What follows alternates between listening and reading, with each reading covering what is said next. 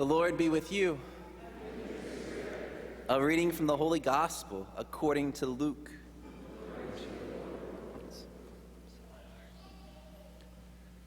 Jesus said to his disciples, "I have come to set the earth on fire, and how I wish it were already blazing.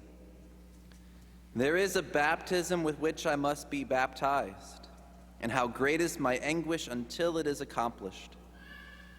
Do you think that I have come to establish peace on the earth? No, I tell you, but rather division. From now on, a household of 5 will be divided, 3 against 2 and 2 against 3. A father will be divided against his son, and a son against his father, a mother against her daughter, and a daughter against her mother, a mother-in-law against her daughter-in-law, and a daughter-in-law against her mother-in-law." The Gospel of the Lord. Jesus Christ.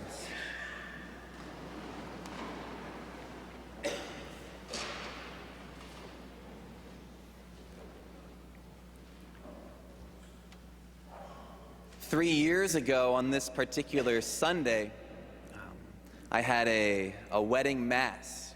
And it's very rare that we do Sunday weddings. And we're not allowed to, except the fact that I had no other masses that Sunday because I was campus minister and there were no kids yet. So I said I would do it. But the thing about Sunday weddings is you don't get to pick the readings. If you're having mass, you have to use the Sunday mass readings.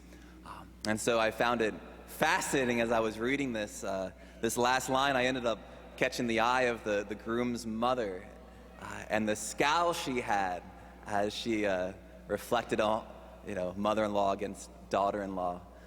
It was one of the most awkward wedding moments I had, which was great though. But it was fun to get to preach on these readings because there's an intensity about them today, right? I've come to set fire on the earth, how I wish it were kindled.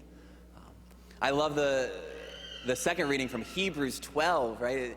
Hebrews 12, it begins, now that we have such a great cloud of witnesses, and it's building off of chapter 11 in which the writer, he goes through how by faith, Abraham did his heroic deeds, and Noah did his, and Moses, and it just goes through all these Old Testament characters and the fire of faith in their life and what that allowed them to accomplish. And then he says, now that we've had that great cloud of witness, right, run the race that is before you, right? Don't grow weary. Take heart. Resist sin even to the point of shedding blood. Right? So it's calling for this intensity about our lives, this passionate, fiery intensity. So today, for kind of a reflection, I want to share just an insight that I received from Pope Benedict. It was one of those powerful insights that have always kind of just stuck with me in my own life. So Pope Benedict, right after when he became Pope, he released his very first encyclical or teaching document, Deus Caritas Est, or God is Love. And in that encyclical, he has a section where he kind of walks through kind of the philosophical understandings of love, and it's specifically how in the Greek that our scriptures are written in, that there are 3 words that are used for love: philia, eros, and agape, right?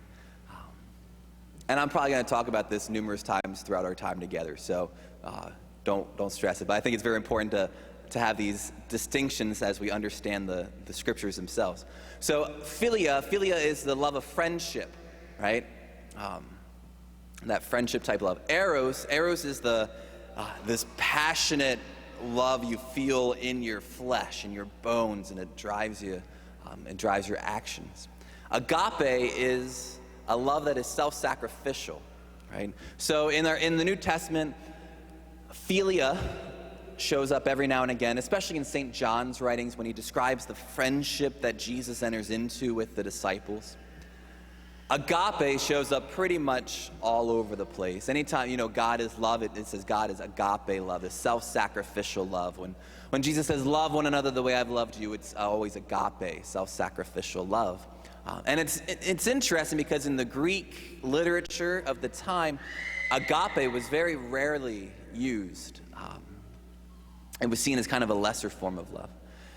And then the eros never appears in the New Testament. For the Greeks of the culture, the pagans of the culture, eros was the highest form of love for them. And for them, it had this sense of almost a divinized love, a way of becoming like gods. It was a way of pursuing your passions and your pleasures to the point of reaching some kind of overwhelming ecstasy of pleasure, right? And that was what God was. That was what it meant to be divine, was to be overwhelmed by these pleasures, right? So eros is where we get the word erotic. So it deals a little with sexual things, but it could be any kind of pleasure. So Pope Benedict, in his encyclical, when he's talking about the love of God, he does something that people hadn't done before. And he described the love of God, and he said God loves not just with agape love, self-sacrificial love, but God loves with eros. And the theologians went bonkers. They were like, how dare you ever say, God loves with eros? And he was saying, he went back into the original Greek, the philosophy, and he was saying, like, our understanding of eros, the reason why Christians had basically for centuries, wanted nothing to do with it, it's because we had such a, the Greeks had given such a bad understanding to what eros was, right? So eros, which is this passionate pursuit of bliss, of happiness, of beatitude, of satisfaction, right? It's something that's in us all, right? But if it's meant to be directed to a certain purpose, for our purpose of existence, right?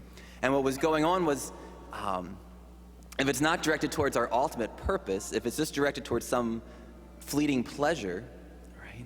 Once we satisfy it, it'll leave us empty afterwards, right?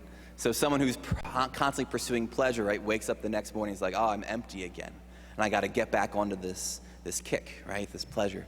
And he's saying, basically, like, no, we were made for this passion. It was poured into us by God in our creation, right? And it's not about getting rid of it. It's about directing it towards our ultimate purpose, right? And so then he uses the example of Christ, and he says, the ultimate example of Christ, the purpose of Christ was this agape love. When we look at the crucifix, we see agape, self-sacrificial love, right? But what gets him to that, right? He says, when Jesus is being scourged at the pillar, it's eros, it's this passionate love within him that is giving him the energy, the zeal, right, to be able to keep going, right? When he's carrying that cross, when the nails are being driven through his hands, it's the eros, or this passionate love within him, right, that is giving him the strength, the power to keep going to agape love. So if eros is at the service of our ultimate purpose, destination, agape love, right, then it brings true satisfaction, not something that is a passing pleasure, right? And so that's, Benedict says, God loves us with this eros love.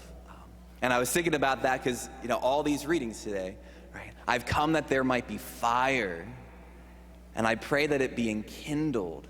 Right? I think of, the fire within us. And in many ways, eros is often described as this fiery type love, right? So for us, I think it's, right, we have this. Like, this is part of our nature. We've been created this way. Right? I have eros. It's okay. You have eros too. Right? We all got it. But the question is, what do we direct it towards?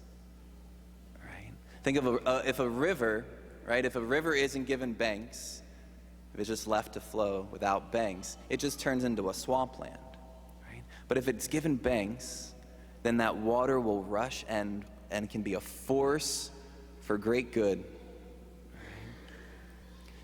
Think of a fire. If you just spread out a fire, it eventually dies, right? But if you order it correctly, it can burn intensely, right? And so it is in our own life. If Eros, and this is what Benedict said, he said, sometimes Eros is completely disordered. We're pursuing the wrong things, and it leaves us, right, unsatisfied, and it brings hurt and suffering to others, right?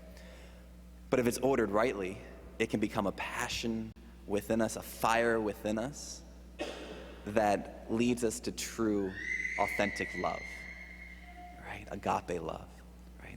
So I just invite us maybe to reflect on two things. One is, in our own life, do we need to order, right, put in discipline, order those passions, right, that zeal, right? As Christians, it's not about quelching all the passions. It's about ordering them correctly, right? So do I need to put any disciplines in to order it correctly, right?